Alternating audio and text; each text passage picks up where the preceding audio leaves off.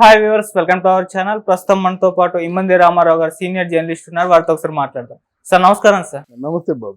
Sir, ఆరా మస్తాన్ అనే ఒక సంస్థ యొక్క ఎగ్జిట్ పోల్ మనం రావడం చూస్తున్నాం సార్. అయితే ఏపీలో మరోసారి వైసీపీ అధికారంలోకి వస్తుంది అని చెప్పేసి ఆరా మస్తాన్ చెప్పడం చూస్తున్నాం సార్. వైసీపీకి దాదాపు 94 నుంచి ఆ పైనే రావచ్చు, 100+ అని అంటుంది. ఇటు టీడీపీ కూటమికి 71 నుంచి 81 మధ్యలోనే వస్తాయంటుంది. కాకపోతే పిఠాపురంలో పవన్ కళ్యాణ్ గారు భారీ మెజార్టీతో గెలుస్తారని మాత్రం ఆరా మస్తాన్ చెప్పడం చూస్తున్నాం. మరి ఆరా మస్తాన్ సర్వే పైన మీ ఒపీనియన్ ఏంటి sir? It is nothing but the Jaganmohan Reddy's mic, Jaganmohan Reddy's mouth. ఆయన మాట్లాడితే అదే మాట్లాడాలి, ఆయన ఏం చెప్పమంటే అదే చెప్పమనాలి. దానికే కదా ప్యాకేజీలు. అక్కడ ఎవరికి ప్యాకేజీలు ఇచ్చినా దానికోసమే ఇస్తాడు. ఏ జర్నలిస్ట్కి కానీ ఎవరికి కానీ నోరు పెద్ద అయిన వాళ్ళందరికీ ఏదో మొత్తానికి ఆయన ఫీడ్ చేస్తున్నాడు కదా, పోషించుకుంటున్నాడు కదా. రాజు సంస్థానంలో ఉన్నప్పుడు రాజు మాట మాట్లాడాలి, అలాగే ఆ మాట మాట్లాడాడు. ఇక్కడ నాకు వచ్చినటువంటి ఒక డౌట్ ఏంటంటే, జగన్మోహన్ రెడ్డి లండన్ వెళ్ళే ముందు 150 తర్వాత ఇన్నొస్తాయి అని ఆయన డంక బదాయించి చెప్పాడు కదా. చెప్పినప్పుడు ప్రభు ఏమి చెప్పాడో నువ్వు అదే చెప్పాలి.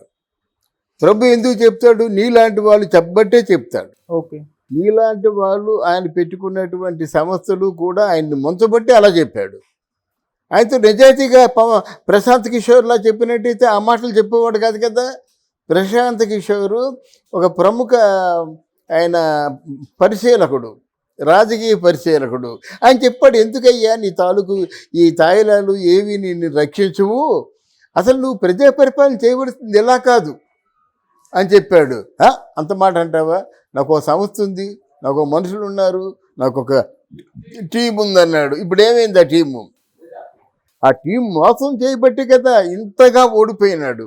అయితే మొట్టమొదటిసారిగా ఆరా మస్తాన్ గారికి ఈ జగన్మోహన్ రెడ్డిని సంతృప్తి పరిచినందుకు తాత్కాలికంగా 2 రోజులైనా ఆయన కళల్లో ఆంధ్రదేశం సీఎంగా ఊహించుకునే అవకాశం కల్పించినందుకు ఆయన్ని అప్రిషియేట్ చేయాలి. ఎక్కడ పోతే ఏమైందంటే, ఇక్కడ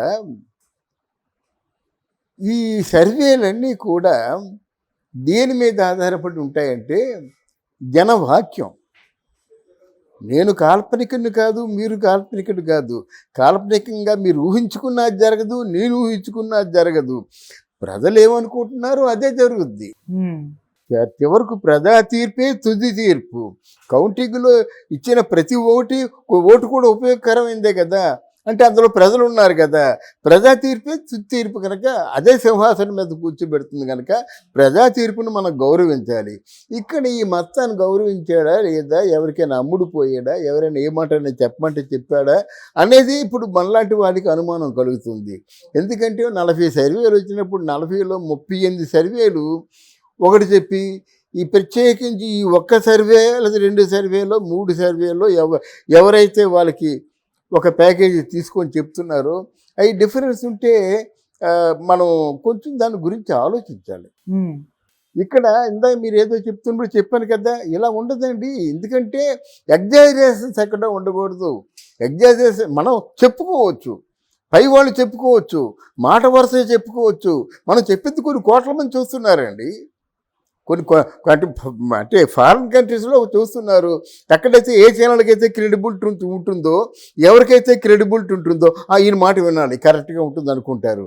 అప్పుడు మనం చెప్పింది ఏదైనా అబద్ధం అయితే తీసి పారేస్తారు కదా, డిస్కార్డ్ అయిపోతాం కదా, మన లైఫే కండెమ్డ్ కదా. ఆ విషయం సర్వేయర్లో ఆలోచించాలన్నమాట. జీవితాన్ని పరంగా పెట్టి చెప్పవలసిన అవసరం లేదు కదా. డబ్బులు ఇచ్చినంత మాత్రంలో వారి క్యారెక్టర్ ఎందుకు కిల్ చేసుకుంటారు, అది వాళ్ళు ఆలోచించుకోవాలి. ఈసారి మాత్రం ఎట్టి పరిస్థితుల్లో కూడా చెప్పాను కదా, జగన్మోహన్ రెడ్డికి ఇలా వస్తాయన్నమాట. 50 నుంచి 60 రావచ్చు. ఇది ఒక 110 నుంచి కూటమి 110 నుంచి 115 కూటమి మొత్తం మీద రావచ్చు. ఇక పోయినట్టయితే మన జనసేనకి ఒక 15 రావచ్చు. తర్వాత బీజేపీ పార్టీకి ఒక 3 నుంచి 4 రావచ్చు. 4 ఎక్సర్సైజ్, 3 వస్తాయన్నమాట. ఇది మన అంచనా. All of today, all of this moment నేను చెప్పలేదు. అంటే ఈ నెల రోజులు బట్టి మనం పరిశీలించి ఎవరి పట్టు ఎలాగుంది, ఎవరు ఎన్ని సీట్లు కైవసం చేసుకుంటారని వివిధ వ్యక్తులు చెప్పిన విషయాలు, వివిధ ప్రాంతాల్లో పబ్లిక్ చెప్పిన విషయాలు ఇవన్నీ పరిగణలో తీసుకొని చెప్తున్నమాట.